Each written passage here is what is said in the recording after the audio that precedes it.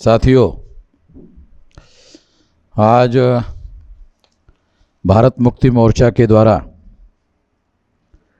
और साथ साथ में राष्ट्रीय आदिवासी एकता परिषद के द्वारा साथ साथ में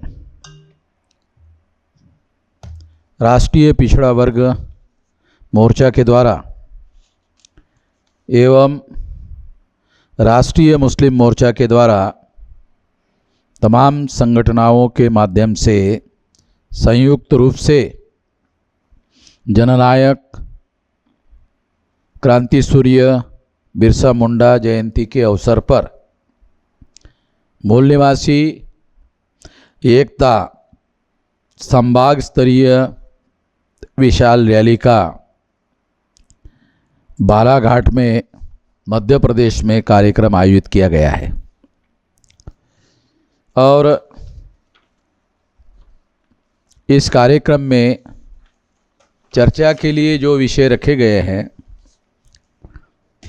वो विषय है वन संरक्षण संशोधन अधिनियम 2023, आदिवासियों को दिए गए संवैधानिक विशेषाधिकार एवं वन अधिकार, ग्राम सभाओं एवं आदिवासी सलाहकार परिषदों के अधिकारों को समाप्त कर उनके मालिकाना हक और अधिकार जल, जमीन, जंगल और मकान से विस्थापित करना, यह एक सुनियोजित साजिश है। गंभीर चिंतन, ये एक विषय रखा गया है।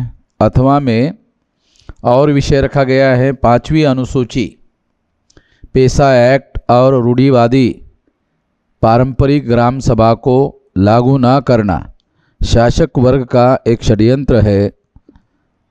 एक गंभीर चर्चा, ये अथवा में विषय रखा गया है। दूसरा विषय रखा गया है आज़ादी के 78 साल बाद भी ओबीसी अन्य पिछड़ा वर्ग की जातीय आधारित जनगणना कराना क्यों चुनौती बना हुआ है। एक गंभीर चर्चा, ये भी एक महत्वपूर्ण विषय चर्चा करने के लिए रखा गया है। तीसरा विषय है हुक्मरान जातियों द्वारा शासन, प्रशासन और सियासत में मुसलमानों को उनकी आबादी के मुताबिक भागीदारी ना देना, मुसलमानों को लंबे समय तक हक अधिकारों से वंचित रखने व अछूत बनाने की विशेष साजिश है। एक पर्दाफाश। इसके अलावा चौथा विषय है चुनाव में इलेक्ट्रॉनिक वोटिंग मशीन का इस्तेमाल करना, यानी भारतीय लोकतंत्र की हत्या करना तथा मतदाताओं के वोट का अधिकार समाप्त करना है। एक गंभीर चर्चा। ये तमाम महत्वपूर्ण विषय चर्चा करने के लिए रखे गए हैं। इन विषयों के संबंध में मैं संक्षिप्त में कुछ बातें आप लोगों के सामने रखना चाहता हूँ। और रखने के पहले मैं आज के इस कार्यक्रम में उपस्थित रहने वाला था, मगर कुछ अन्य महत्वपूर्ण जिम्मेदारियों की वजह से मैं बालाघाट में उपस्थित नहीं रह पाया। इसलिए राष्ट्रीय स्तर पर कार्यरत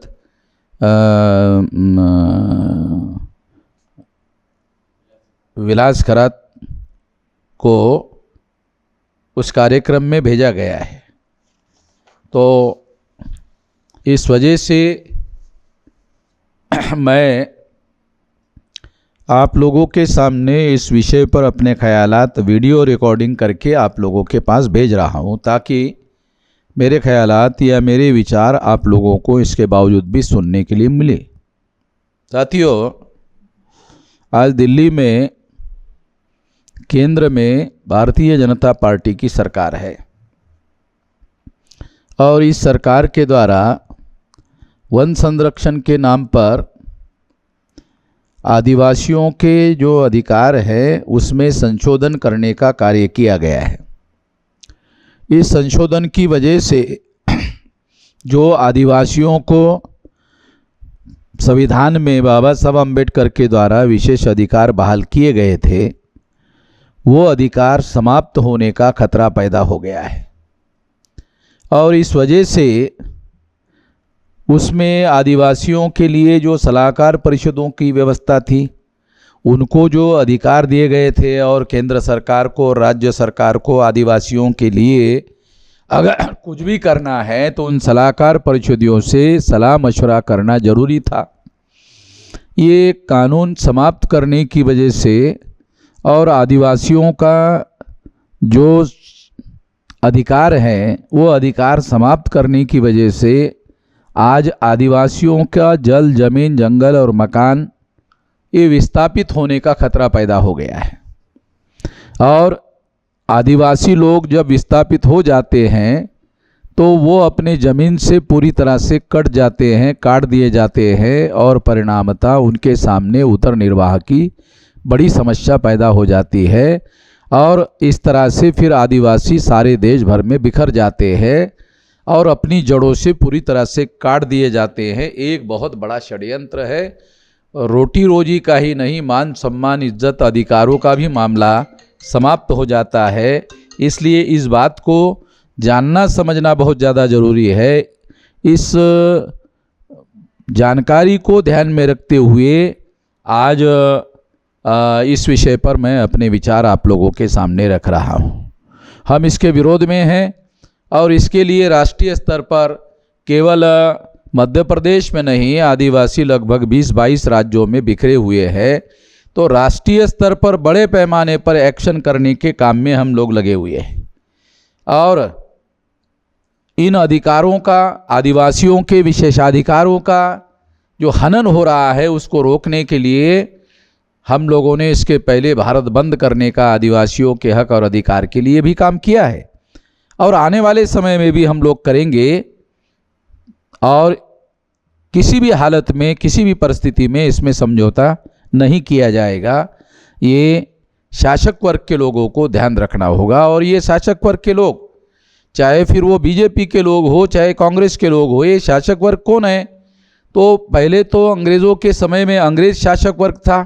अंग्रेज़ों के जाने के बाद ब्राह्मण भारत का शासक वर्ग बन गया है और ये जो ब्राह्मण भारत का शासक वर्ग बन गया है ये अधिकारों के विरोध में साजिश कर रहा है, षड्यंत्र कर रहा है। आज जो भारतीय जनता पार्टी की केंद्र में सरकार है और भारतीय जनता पार्टी की सरकार है, इसका मतलब है भारतीय जनता पार्टी की सरकार बनाई किसने? तो आरएसएस ने बनाई। भारतीय जनता पार्टी आरएसएस ने बनाई हुई पार्टी है और भारतीय जनता पार्टी जो है आरएसएस की बनाई होने की वजह से आरएसएस के जो गुप्त एजेंडा है, ये गुप्त एजेंडा बड़े पैमाने पर लागू किया जा रहा है और इस गुप्त एजेंडे में आदिवासियों के हक और अधिकार को समाप्त करने का षड्यंत्र और साजिश शामिल है। इस बात को समझना बहुत ज़्यादा ज़रूरी है। आदिवासी लोगों को 5वीं अनुसूची के अनुसार ग्राम सभा को विशेष अधिकार दिए गए हैं, मगर शासक वर्ग के लोगों के द्वारा ये ग्राम सभा के सारे अधिकार, ये जो नया कानून बनाया गया है वन संशोधन अधिनियम, इसकी वजह से ये अधिकार जो है, ग्राम सभा के अधिकार जो है समाप्त किए गए हैं। सरकार को बंधन था कि आदिवासियों की जो ग्राम सभाएं हैं उन ग्राम सभाओं को सलाह मशवरे के लिए उपयोग करना है, सलाह मशवरे के बगैर कोई कानून नहीं लागू करना है, मगर ये अधिकार समाप्त कर दिए गए हैं। इसका मतलब है आदिवासियों के जल, जमीन और जंगल पर कब्जा करने का षड्यंत्र चल रहा है। हम लोग इसके तीव्र विरोध में हैं, घोर विरोध में हैं और आने वाले समय में फिर एक बार इसके लिए हम लोग भारत बंद करने का ऐलान कर सकते हैं। इसके अलावा आज़ादी के 78 साल हो गए हैं।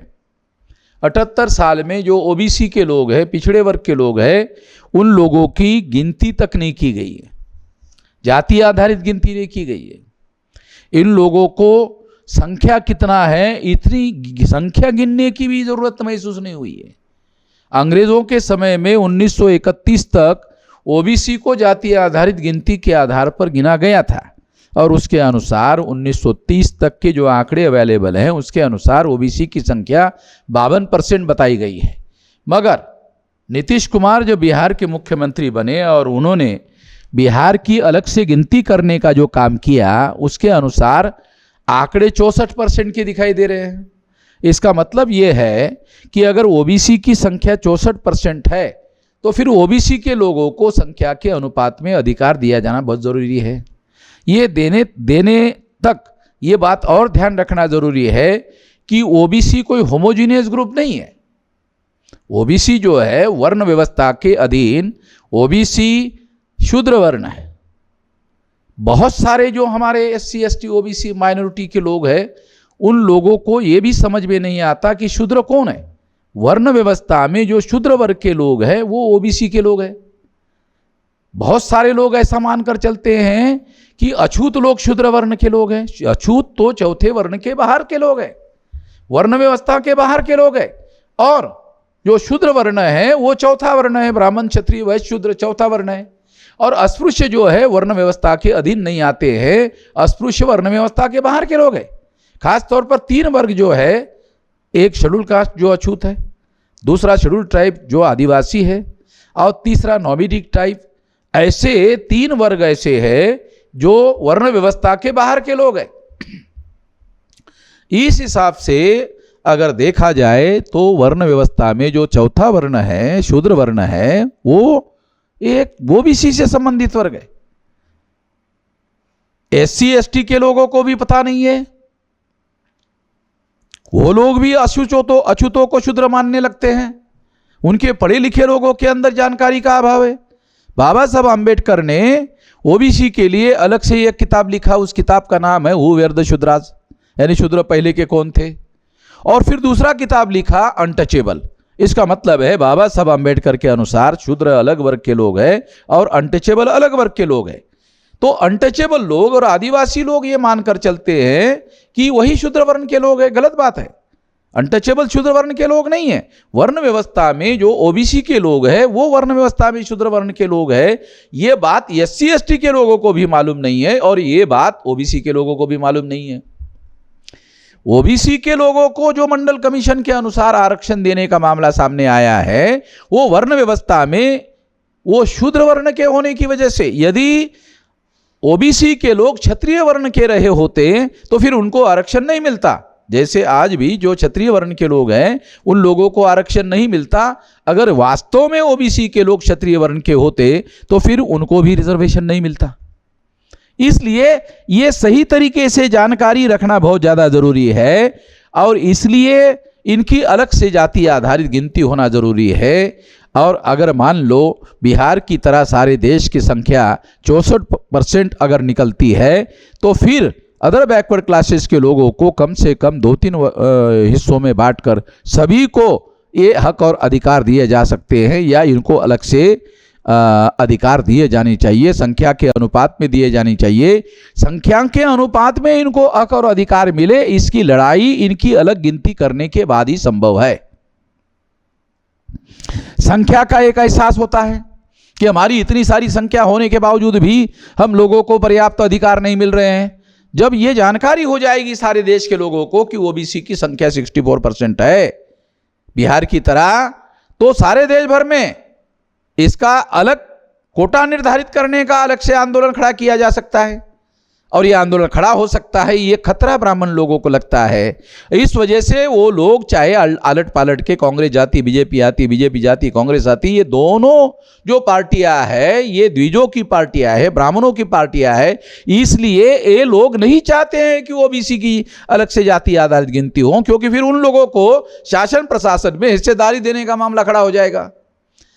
और जागृति बढ़ने से, अलग समूह होने से उनका अलग से एक आंदोलन, इंडिपेंडेंट आंदोलन खड़ा हो सकता है और उससे उनको तमाम हक और अधिकार मिलने का आधार पैदा हो सकता है। ये बात हम लोगों को निश्चित रूप से समझना बहुत ज़्यादा जरूरी है।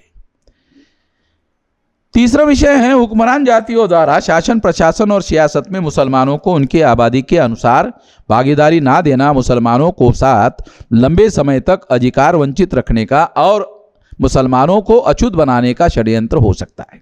साथियों, ये बहुत गंभीर विषय है। जिस तरह से पूर्व के बुद्धिस्ट लोगों को उन्होंने ब्राह्मणों का वर्चस्व अमान्य करने की वजह से बाद के समय में बुद्धिस्ट लोगों को ब्राह्मणों ने अछूत बनाया, समाज से उनको बहिष्कृत किया। आज समाज से मुसलमानों को बहिष्कृत करने का अभियान चल रहा है। बहिष्कृत करने की वजह से पूर्व में जैसे बुद्धिस्ट अछूत बना दिए गए, उसी तरह से मुसलमान भी अछूत बनाए जा सकते हैं। आजकल ऐसा गुप्त रूप से आरएसएस के द्वारा प्रोपेगेंडा चलाया जा रहा है कि मुसलमानों के जो व्यावसायिक सेंटर है, जो उनके दुकान हैं, चाहे किराना दुकान हो, चाहे सब्जियों की मंडियां है या सब्जियों के ठेले लगा करके वो घूमते हैं, उनसे सब्जी खरीदना बंद कर दे। ऐसा गुप्त प्रोपेगेंडा चल रहा है आरएसएस भाजपा के द्वारा, ब्राह्मणों के द्वारा। ये जो गुप्त प्रचार चल रहा है, इसकी वजह से क्या होगा? इसकी वजह से बहिष्कार होने का खतरा हो सकता है। और पूर्व में बुद्धिस्ट लोगों पर इसी तरह का बहिष्कार करने की वजह से उन लोगों को अछूत बनाया गया था। इसी तरह से आज के तारीख में ये खतरा पैदा हो गया है मुसलमानों को अछूत बनाने का। ये बहुत भारी षड्यंत्र है। मुसलमानों को इसके बारे में सतर्क रहना चाहिए। और मुसलमानों को सतर्क रहने का क्या मतलब है? मुसलमानों को SC ST OBC के साथ मिलकर सारे देश भर में मिलजुल कर आंदोलन खड़ा करने का काम करना चाहिए। अगर मुसलमान SC ST OBC के साथ मिलकर आंदोलन नहीं करता है तो उनके ऊपर यह संकट आ सकता है। दूसरी एक महत्वपूर्ण बात है, धार्मिक कर्तव्य क्या है मुसलमानों का? तो मुसलमानों का धार्मिक कर्तव्य ये है कि मुसलमान जो है मजलूमों के साथ दोस्ती करे।